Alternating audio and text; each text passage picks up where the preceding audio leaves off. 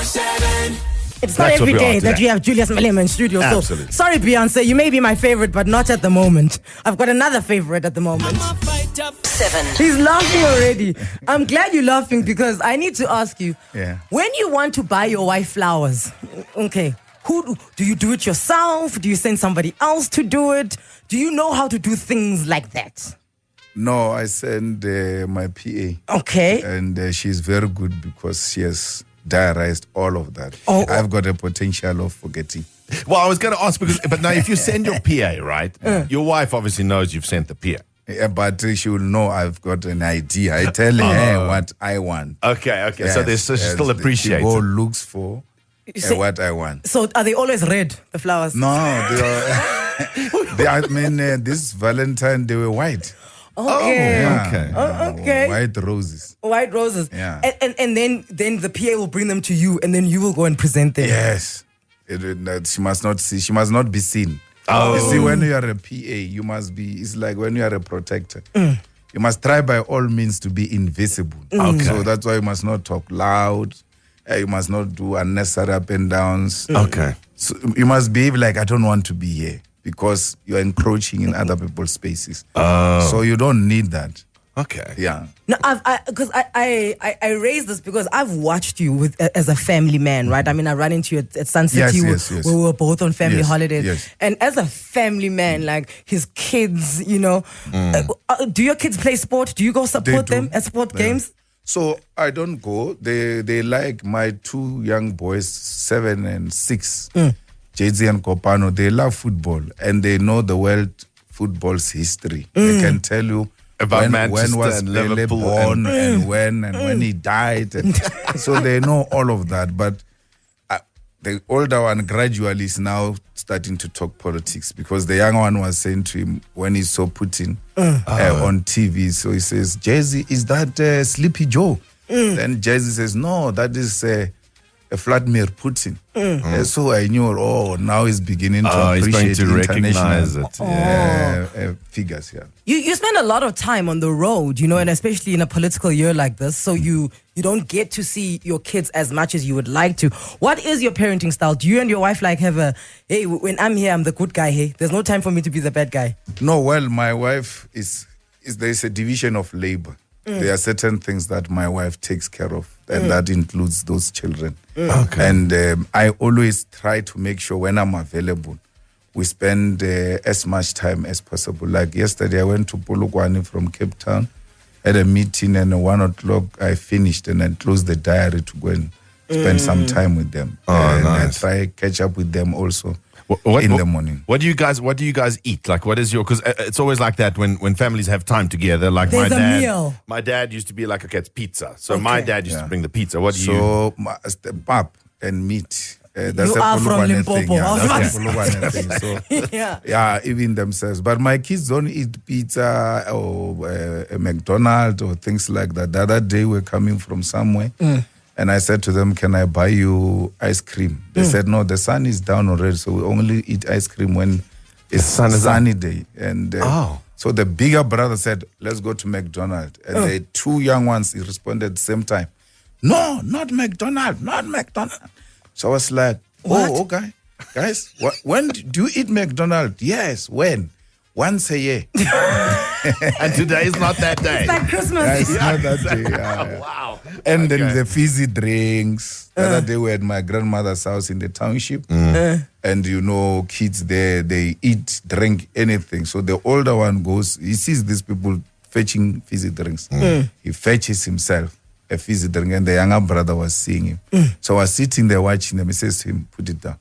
Put it down. We don't eat fizzy drink. We don't take in this it. house. It's once a year, and that day is not today. And then I said to them, go look for a juice. Nice. And I'll give you half of that. That's cool. So I think she's growing them so nicely not to be too much into food because we believe to make them happy is to overfeed them. And give them junk and all of that. But she's doing a good job. And by the time they assume their own characters, some of these things won't taste the way we taste them. Well, I think because that's the thing. When we were growing up, it's like you didn't have it. Yeah. You know, like So you we couldn't afford compensate. it. So you compensate But when the you're problem older. with us and Pap is that we're fed that thing Yo. from birth. And They from make morning. a porridge Yeah. of it, and then put it on your mouth and force it on. Even if you're full, they still push it in your mouth. So you can give me the best dish you have. As long as there is no pap. After that, as we drive out, I'm like, let's go look for food. Yeah, let's get some pap. We didn't have food. That's amazing. They gave us our starter at that house. Let's look for them. That was the starter. Let's go look for food. So, Okay. you know, if there's one thing that people can say about you, whether they love you, whether they hate you, whether they're still unsure about you, you are a confident person. How do we raise confident kids? Well, we must allow them to be independent, make their own mistakes, but we should not allow them to be over-dependent. Because I grew up so independent. I had never a father figure, born to a poor mother. Then at an early age, I had to start hustling. And What's an early age? 9? 9, Yeah, 10. Then and I'm the only child. So you grow to not depending on anyone. You don't need And anyone. then you still want to get married and you realize, oh, Ghana, there's a person here. Before I move this way, I must. Check. So don't raise them in such a way that when they're independent, they now think they don't need other people. You can't exist in isolation. You That's very always true. need other people, especially those who care about you, to always give you proper advice, to support you, because we can all do with a little bit of support. I love you, give me a hug, good luck. No ways. Who's the last person you said I love you to? My wife now. Oh, really? And Is I that how don't- you end the call? But no, I don't leave my home without a kiss. When I arrive, I kiss. And then when she's not in the mood to kiss me, I'm like, what if you sing me for the last time? I'm going on a road. It's like emotional blackmail.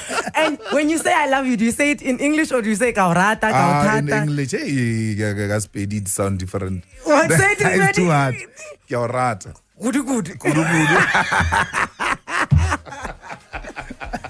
So it's so nice in English because maybe it's what we are used to. I know. When you watch Paul the Beautiful Ones, you're like, that's how I'm going to say it. Yeah. Yes. When Yeah. the clouds are like that, You know- I love you sounds Yeah. And there's a weird. fireplace. I was telling someone that we all got taught by Rich Forrester how to French kiss. Yeah. 'Cause I never knew you have to use your tongue. I was like, oh, okay, that's what we're doing.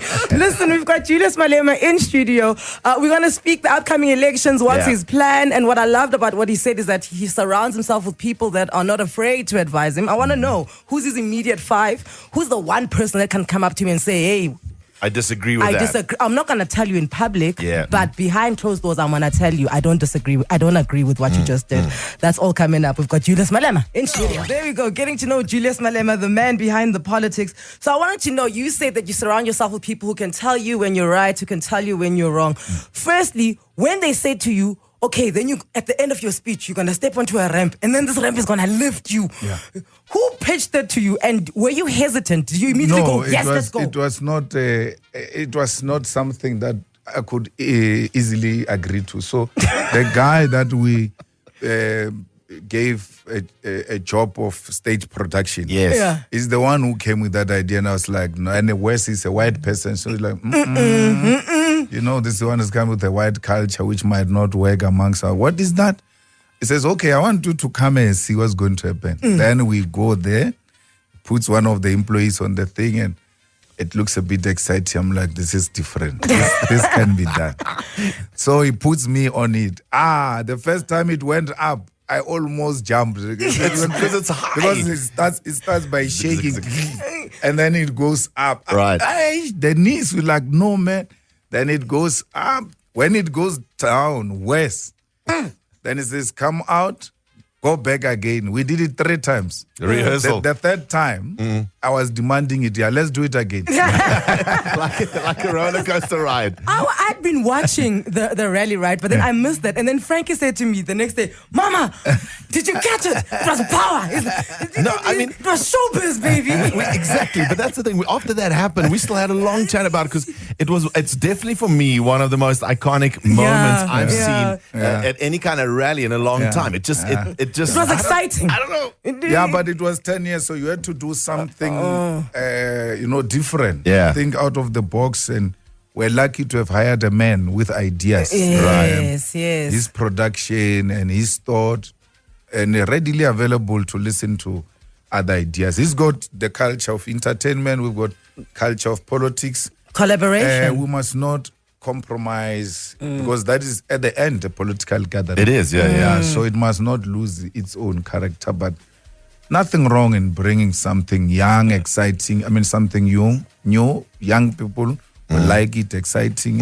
Which is actually indicative of your political party, new, young, and exciting. So that's what you represented. And we have got the top 6 of the EFF. Floyd Shibambo, we formed the EFF together. And then there's a Secretary General, Marshall Dlamini, National Chair, Veronica Mente, Poppy Mailula, DSG, and our Treasurer General, Umpile Mautu. That is the core of the EFF. Those are the people who decide on day to day what are the issues, how do we resolve them. And then outside that space, I've got a friend or a father figure called Castle Matali, who is a deputy minister of police. We were together in the ANC, grew up under him. And when I went to his house to tell him, I'm now forming the EFF, he said to me, I've seen how you've been treated. I will not say no, I will not say yes. It's your call to make, but that doesn't affect our relationship. So if you need anyone to call me and tell me where to get off, that's Castle Matan, who comes and says it without any fear or anything. So he phones you. You phone him? No, he calls me. He doesn't call me for misconduct. He says, where are you? We call each other my man. Hey, my man, where are you? He says, no, I'm here. We say, no, okay, let's meet. Okay. So we're thinking we're meeting our own thing. He says, yeah, he's going to raise something like, but this I don't think was properly handled. And do you easily apologize? I do, especially to my family members, because sometimes you're thinking you're being, putting your point across in an uncompromising manner, but it's not well received because at home it's not a political gathering. So the language from time to time must change. You have to change. You're not the same Julius. Sometimes we forget when one. Well, I was going to ask, because often we see you in public in a certain way, and I can imagine you walk in the house and your wife goes, "Okay, now take your jackets off and put them there." Yeah. And those kids have left those things. They take them to the playroom. Yeah, but the things they do to us at home, if Vuyane and them were to see.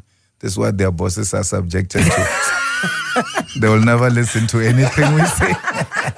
It's like, this guy, a 6-year-old tells him what to do, and the next thing, he wants to come and give me a disciplinary hour. Yeah, they're like,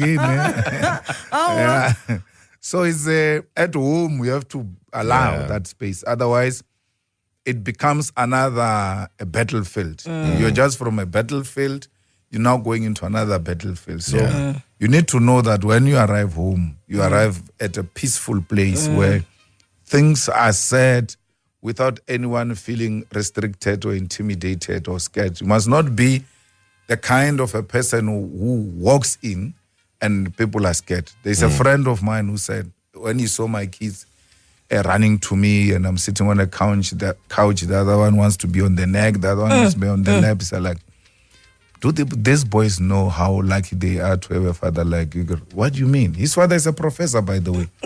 He says, when my father walked in, we all went into the corners where he can't see us. Even the dogs and the cats run away. When you get called, there's no compliment. It means you did something wrong. Yeah, that's not nice. So there's a story where David Beckham, right? He played for Manchester United. He grew up in that fold. Your kids play soccer, so you would know this. Yes. And then David Beckham, a huge Manchester United kid, grew up in there. Yeah. And then his kid, Brooklyn, ends up liking Arsenal. So he's like, I don't know what I did wrong to have a child who wants to support Arsenal. What would happen in your life if your kids grow up and they don't support the EFF? And it will never happen. It's not a football, you know. Where politics are the values that we grow up with. This is what we represent. And I've said the other time, like, I don't want to have a relationship that Zuma has, for instance, with Duduzane, where they do two complete different things and in public. So these guys are here to make a contribution, and they know that if there's something that is not working for them, they have to suggest that, why can't we take this, amend it to this direction or that other direction? So we are the black Jews, black Lembas. Yeah, family. We are told that we always stick together. Yeah. We don't go to different. So I don't know of any of my cousins, not even my children, who can proudly pronounce ANC on the eve of the elections, because it will be to sell out the black Jewish culture of how we do things. But I have to ask though, you are, as we wrap it up, as we wrap it up, but I have to ask, because you are asking other families' children to not stick to that political allegiance and come to yours. Well, they may not have that culture in their own families. Okay. They may not have grown up together to discuss the vision. Because the vision of the country is a family vision. This is what, as this family, represent going forward.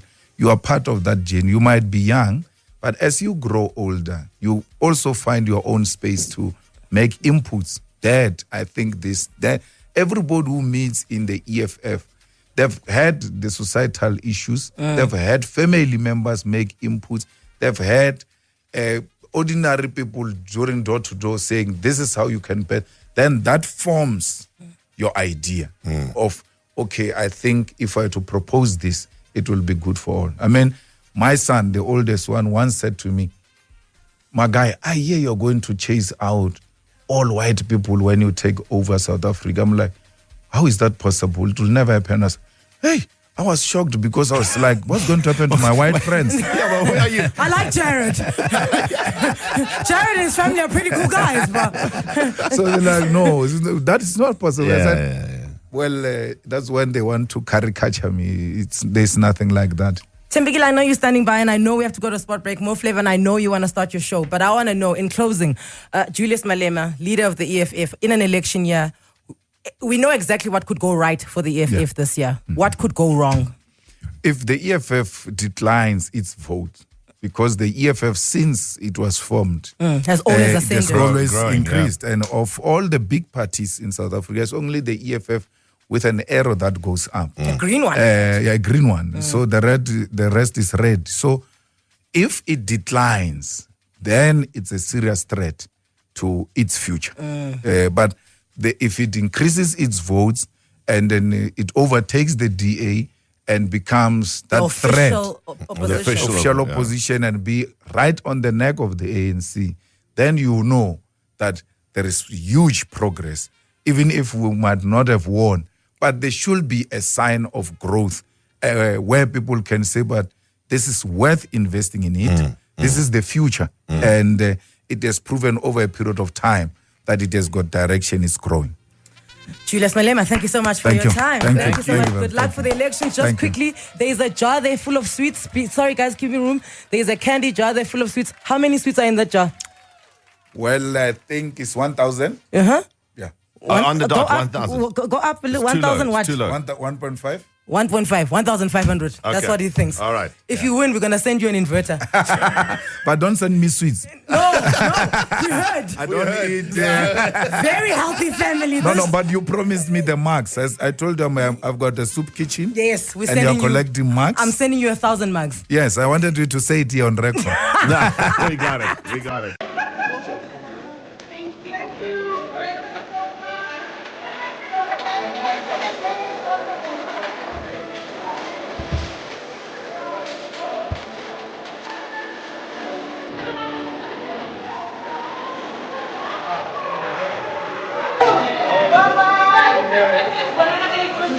Yeah.